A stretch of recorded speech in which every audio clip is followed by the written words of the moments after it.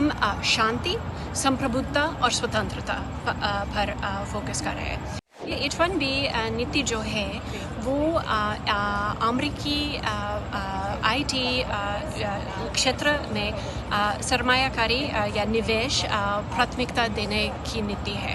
राष्ट्रपति ट्रंप ने साफ कहा कि वो रूस और यूक्रेन के बीच का युद्ध जो हो रहा है वो जल्द से जल्द ख़त्म करना चाहते हैं। अगर हम बात करें डोनाल्ड ट्रंप की स्पीच या एड्रेस की यहाँ पर यूनाइटेड नेशंस में, उन्होंने एक पॉइंट रेज किया है that probably the UN is deviating from what it was actually formed for. Your take on that? जी, अमेरिकी सरकार 3 अहम प्राथमिकताओं पर हमारे ध्यान रख रहे हैं इस साल। हम शांति, संप्रभुता और स्वतंत्रता पर फोकस कर रहे हैं।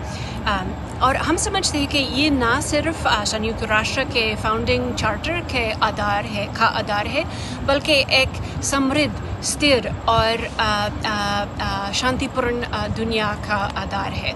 और जाहिर है कि ये 80 वर्षों में कभी-कभी संयुक्त राष्ट्र इस पहला उद्देश्य से दूर चले गए। सो हम दूसरे सदस्य देशों के साथ सहयोग करना चाहते हैं ताकि हम एक ऐसा संयुक्त राष्ट्र सुधार सके जो ज़्यादा जवाबदेह है, जो ज़्यादा मुनज़्ज़म और मुअस्सर है। दो दोस्तों के बीच डिफरेंट पर्सपेक्टिव्स हो सकते हैं। आप क्या कहते हैं in terms of the H1B issue, in terms of the crude purchase from Russia, different perspectives of two different democracies? जी, सो आपने H1B का जिक्र किया। ये H1B नीति जो है वो अमेरिकी IT क्षेत्र में सरमायाकारी या निवेश प्राथमिकता देने की नीति है। हम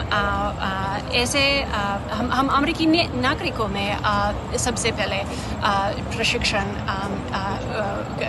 की निवेश करना चाहते हैं। आपने रूस से तेल खरीदने की बात अभी जिक्र किया।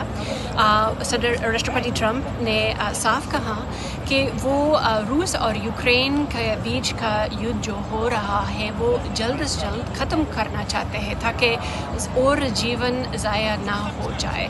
और जब तक रूस अपनी दरामद से, उनकी एक्सपोर्ट से पैसे मिल रहे हैं, ये आर्थिक वसाइल हथियार खरीदने के लिए इस्तेमाल करेंगे। अमेरिका इसलिए रूस के साथ व्यापार कम से कम करना चाहता है।